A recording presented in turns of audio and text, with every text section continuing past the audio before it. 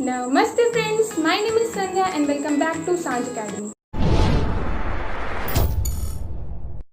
एक बहुत ही famous physicist थे जिनका नाम था रिचर्ड फीमन, जिनने ये थ्योरी दी थी और इनने अपनी थ्योरी में कुछ ऐसे पॉइंट्स कहे हैं जो आपको बहुत ज़्यादा एक्साइट करेंगे। मुझे तो पर्सनली ये पॉइंट्स बहुत ज़्यादा एक्साइट करते हैं और I have implemented this theory. और इनकी जो टेक्निक है उसने सच में ही मेरे अंदर एक पॉजिटिव बदलाव लाया है। So I hope that will help you to.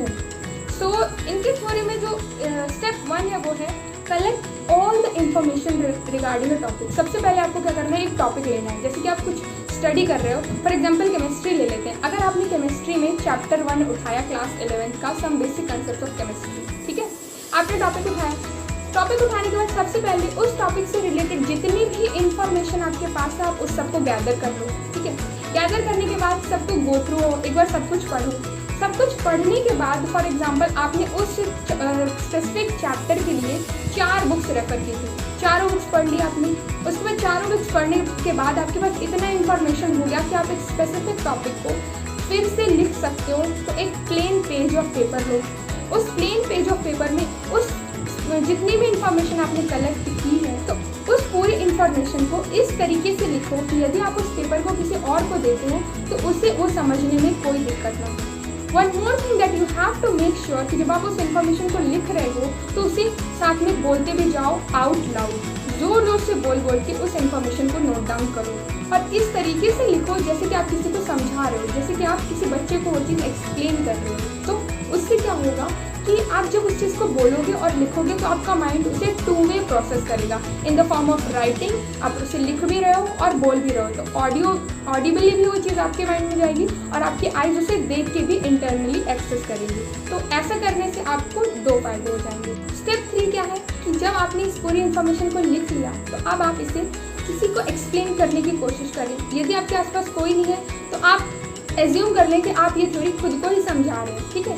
तो होता क्या है, जब हम कोई चीज़ पढ़ लेते हैं और तब तो हमें लगता है कि हमें आ गया, बट जब हम उसे किसी और को एक्सप्लेन करने की कोशिश करते हैं तो हम फंस जाते हैं। तो जहाँ जहाँ फंसो तो आप समझ जाओ कि हाँ ये पॉइंट मुझे समझ में नहीं आया इसलिए मैं यहाँ पे फंस गई, ठीक है। ऐसा कर लिया आपने। तो अगर आपने 10 पॉइंट्स बनाए थे जिसमें से 3 पॉइंट में आप फंस गए, आप उन 3 पॉइंट्स पे फिर से गो थ्रू हो जाओ।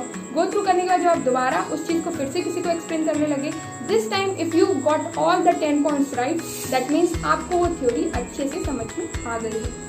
So this theory works for me very well कि किसी भी चीज़ को पढ़ने के बाद जब आप उसे किसी और को समझाएं और उसे वो बात समझ में आ गया, इसका मतलब है कि आपका उस स्पेसिफिक टॉपिक में मास्टर हो चुका है। अब आप उस टॉपिक पे मास्टर कर चुके हो। But one more thing that Richard Feynman says कि यदि कोई आपको किसी भी तरीके का एक्सप्लेनेशन दे रहा है और वो बहुत ही वर्डी है, बहुत ही कॉम्प्लेक्स है, इसका मतलब है कि वो चीज़ उसे खुद ही समझ में नहीं आई है, इसीलिए वो आपको कॉम्प्लेक्स वर्ड्स में फंसाना चाहता है। इसीलिए जब आप किसी चीज़ को स्टडी करें तो उसे उसके सबसे ईजी फॉर्म में ब्रेक डाउन करने की कोशिश करें, ताकि एक नॉन साइंस या नॉन टेक्निकल जो आपके बैकग्राउंड से रिलेट नहीं करता वो बंदा भी जब उस चीज़ को पढ़े या समझे तो उसे वो बहुत ही ईजिली समझ में आए। एक टॉपिक पे मास्टर आप तभी कर पाएंगे जब आप उस टॉपिक को किसी और को बहुत ही आसान भाषा में समझा सकते हैं। So my only advice to you all is कि सबसे पहले आप किसी भी टॉपिक को अच्छे से गो थ्रू करो, उसे एक प्लेन पेज ऑफ पेपर में लिखो, उसके बाद उसे किसी और को बहुत ही आसान भाषा में समझाने की कोशिश करो और ऐसा करते हुए आपको खुद ही एनालाइज हो जाएगा कि किस किस पॉइंट पे आप फंस रहे हो और फिर आप इस पूरी प्रोसेस को फिर से रिवाइज करो। So in this manner you can easily master any topic. तो ये थी रिचर्ड फीमन की थ्योरी।